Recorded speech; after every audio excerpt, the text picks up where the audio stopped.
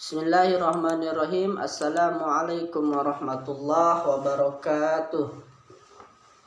Alhamdulillahi rabbil alamin wa bihi nasta'inu ala umuri dunya waddin wa ala alihi wa sahbihi ajmain, amma ba'du. Alhamdulillahi rabbil alamin, kita bisa ketemu kembali pada video kali ini yang insya Allah video kali ini saya akan menjelaskan tentang bedah struktur jurnal ilmiah. Pada kesempatan ini tujuan pembuatan video ini yaitu untuk melaksanakan tugas mata kuliah penulisan karya ilmiah yang dosennya itu adalah Bapak Busro MAG.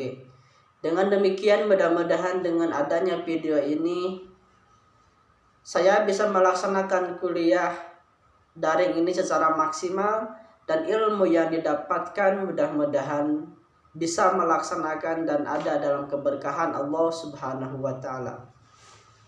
Sebelum kita langsung ke bedah struktur jurnal, perkenalkan nama saya Fahmi Hamzah. Saya mahasiswa UIN Sunan Gunung Jati Bandung, Fakultas Usuluddin, Prodi Ilmu Al-Quran dan Tafsir, semester 3 kelas B. Mari kita langsung saja ke tahapan-tahapan bedah struktur jurnal karya ilmiah.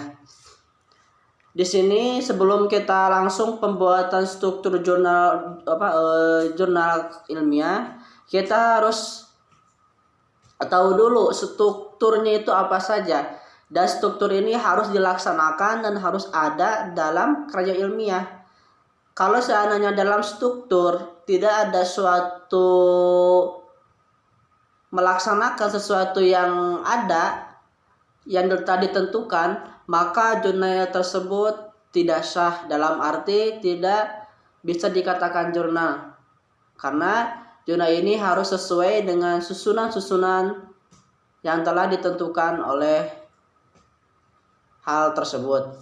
Apa sih susunan-susunannya? Susunan jurnal karya ilmiah, yang pertama ada judul, yang kedua ada pengarang atau penulis, yang ketiga ada apresi, yang keempat ada abstrak, yang kelima ada kata kunci, dan yang keenam ada pendahuluan, dan yang selanjutnya ada nanti pembahasan, ada kesimpulan, ada referensi.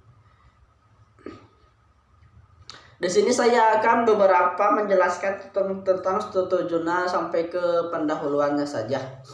Nah, bisa kita lihat saya ini sudah ada jurnal penelitian, yang mana jurnal penelitian ini yaitu Jurnal Penelitian Ilmu Usuluddin Vol 2 nomor 1 Januari 2022 dengan nomor 180 sampai 197, DOI dengan nomor 10.15575 JFIU.13590. Nah, kita lihat dulu yang pertama dari tadi yang sudah saya jelaskan, susunan pada jurnal itu ada judul. Di sini kita lihat judul dari jurnal artikel ini yaitu Kebahagiaan menurut Syekh Ibnu Athaillah As-Sakandari. Nah, ini yang dinamakan, yang disebut dengan judul pada jurnal penelitian ilmu usuluddin ini. Nah, kita lanjut. Yang kedua itu ada pengarang. Siapa sih pengarangnya? Nah, di sini udah dicantumin pengarangnya, yaitu ada Ade Anang Suhada. Selanjutnya ada Mulyadi. Selanjutnya ada Dodo Widarda. Nah, ini yang disebut dengan pengarang atau penulis pada struktur pada jurnal karya ilmiah. Yang selanjutnya ada apresi atau universitas. Nah, di sini juga ada, yaitu ada Fakultas Usuluddin, UIN Sunan Gunung Jati Bandung. Nah, negara Indonesia, dan ini di bawahnya itu ada Gmail, Ade Anang Suhada 98 gmail.com, dan ada juga Mulyadi Gmail UIN Senang Jati Bandung SID, dan dodowidada@gmail.com. Nah ini. Nah, ini yang di atas disebut dengan yang pertama tadi itu judul, yang kedua ada pengarah, dan yang ketiga ada resi. Nah, yang selanjutnya itu ada abstrak. Yang mana abstrak ini? Di dalam abstrak ini yaitu abstrak itu bisa disebut dengan ringkasan dari keseluruhan artikel. Nah, jadi sebelum kita lihat pembahasan, jadi kita lihat dulu abstraknya. Karena apa? Karena abstrak ini yaitu sebuah ringkasan, sebuah kesimpulan, yang mana kesimpulan tersebut itu hasil dari sebuah pembahasan. Ya, jadi disebut dengan abstrak. Abstrak ini ada beberapa yang harus ditentukan atau yang harus ada dalam abstrak tersebut. Yang pertama itu di dalam abstrak itu ada latar belakang. Yang pertama, yang kedua itu ada tujuan, yang ketiga ada metode. Metode apa? Metode penelitian. Yang keempat itu adalah hasil dari penelitian tersebut. Nah, mari kita lihat. Di sini abstraknya itu menggunakan dua bahasa, yaitu menggunakan bahasa Inggris dan menggunakan bahasa Indonesia. Nah, mari kita lihat. Nah, yang tadi itu abstrak itu ada latar belakang. Mana sih latar belakang dalam jurnal tersebut? Jurnal ini yaitu yang berjudul dengan Kebahagiaan menurut Syekh Ibnu Athaillah As-Sakandari. Nah, kita lihat di abstrak yang pertama itu yang tadi ada latar belakang. Nah, latar belakang itu ini adalah ini. Sampai sini. Dari ingkar-ingkar yang terjadi di era modern ditandai dengan kehidupan yang serba mudah sampai kepada suatu kehampaan. Nah, ini disebut dengan latar belakang. Yang selanjutnya ada tujuan.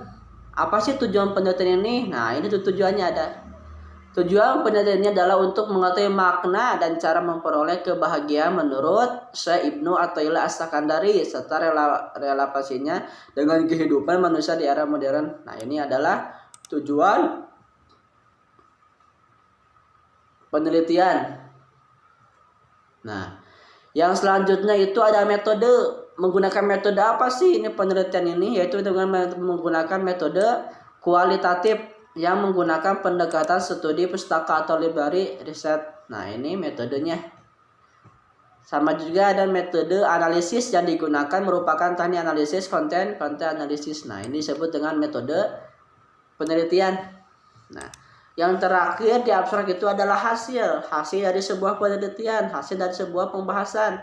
Apa sih hasilnya? Nah, ini adalah hasilnya. Hasil dari pembahasan penelitian ini menunjukkan bahwa kebahagiaan yang dimaksud oleh Syekh Ibnu Athaillah As-Sakandari merujuk pada kebahagiaan dua dimensi, yaitu kebahagiaan di dunia dan kebahagiaan di akhirat. Nah, ini sampai sini yaitu hasil dari sebuah penelitian. Ya, jadi saya ulang lagi, dari dalam abstrak itu ada beberapa ketentuan. Di dalamnya itu ada latar belakang, ada tujuan, ada metode, dan ada hasil penelitian. Nah, yang selanjutnya itu, yang kelima itu ada kata kunci. Nah, ini kata kunci. Ini adalah kata kunci. Kata kunci ini biasanya itu menggunakan kata kunci itu dari A sampai Z awalannya. Ini juga sama. A itu pertama akhlak, yang kedua K kebahagiaan, selanjutnya P. Nah, ini sesuai dengan urutan ini kata kuncinya dari A sampai Z. Ya. Ini ada kata kunci. Nah, kita lanjut. Yang selanjutnya itu yang keenam ada pendahuluan. Nah, di dalam pendahuluan ini ada beberapa yang harus kita lakukan di dalam pendahuluan ini. Apa saja sih dalam pendahuluan ini? Yang pertama itu adalah latar belakang. Yang kedua adalah ada penelitian terdahulu. Yang ketiga ada posisi penelitian. Dan yang keempat ada formula penelitian. Itu di dalam pendahuluan. Nah, kita bahas dulu sih apa latar belakang di dalam pendahuluan. Nah, biasanya itu latar belakang itu di dalam jurnal itu menggunakan ada 1 sampai 3 paragraf. Nah, Kita lihat latar belakang dari ini mana. Nah, ini. Manusia tidak terlepas dari berbagai macam persoalan dan problematika kehidupan. Tidak hanya itu, kehidupan manusia pun selalu dibarengi dengan berbagai macam keinginan dan harapan. Nah, ini yaitu sampai sini. Sampai sini. Nah, ini berapa? Ini satu paragraf. Ya. Ini yang disebut dengan latar belakang dalam pendahuluan. Yang selanjutnya itu ada penelitian terdahulu. Nah, penelitian terdahulu makanya suka ada ya kita harus meneliti terdahulu apa sih perbedaannya. Nah, ini penelitian terdahulu. Banyak peneliti-peneliti yang sudah menyetuskan dalam jurnal atau judul yang sama. Seperti hanya ini ada. Terdapat banyak penelitian terdahulu yang membahas kebahagiaan dari sudut pandang tasawuf maupun filsafat. Penelitian tersebut antara lain penelitian dilakukan oleh Ida Rohidah. Nah, pada tahun 2017 yang berjudul Konsep Kebahagiaan Menurut Hamka. Nah, esensi penelitian tersebut adalah kebahagiaan bisa diperoleh melalui 4 hal, yaitu iman dan sebenar-benarnya agama, keinginan yang bersih dan mempunyai keyakinan. Nah, ini yaitu penelitian terdahulu. Kalau kita meneliti terdahulu, semakin banyak orang yang diteliti, itu semakin bagus. Ya, semakin banyak kutipan semakin bagus. Kalau nggak ada juga secara keseluruhan saja. Ini yaitu penelitian terdahulu. Ada berapa sih? Ada ini bisa kita lihat. Ada 1 Ida Rohidah. Yang kedua ada Jaman Arosi. Nah, yang keempat yang ketiga ada Widya Putri. Nah, jadi dari sini sampai sini yaitu penelitian terdahulu, penelitian yang sudah diteliti oleh sebelum-sebelumnya. Ya. Kita lanjut. Setelah itu ada posisi penelitian. Nah, posisi penelitian itu yaitu membedakan antara penelitian terdahulu dengan penelitian yang sekarang. Nah, ini juga sudah ada.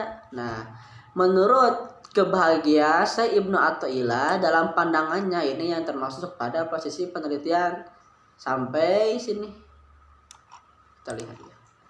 Sampai sini, yaitu sebagai perbedaan atau posisi penelitian yang ditetuskan oleh Syekh Ibnu Athaillah As-Sakandari. Yang selanjutnya itu ada formula penelitian. Nah, biasanya formula penelitian itu adalah hasil dari penelitian itu sendiri. Apa sih hasilnya? Nah, di sini sudah ada. Diharapkan, nah, penelitian ini bisa memberikan sumbangsi pada khazanah ilmu pengetahuan, khususnya pada jurusan tasawuf dan psikoterapi, serta menambah wawasan pada mahasiswa dalam memandang kehidupan dan mendefinisikan kebahagiaan. Nah, ini disebut dengan formula penelitian. Mungkin itu saja yang bisa saya jelaskan. Mudah-mudahan ada manfaatnya. Insya Allah di lain kali, di video yang selanjutnya saya akan membahas tentang pembahasan dari jurnal karya ilmiah tersebut. Ya, mudah-mudahan kita sebagai manusia bisa, terutama buat saya, mudah-mudahan ilmu yang sudah saya berikan dan mudah-mudahan ilmu yang saya terima dari Pak Busro, mata kuliah penulis karya ilmiah, mudah-mudahan Allah berkahi. Mungkin sekian dari saya, mohon maaf kurang dan lebihnya. Wassalamualaikum warahmatullahi wabarakatuh.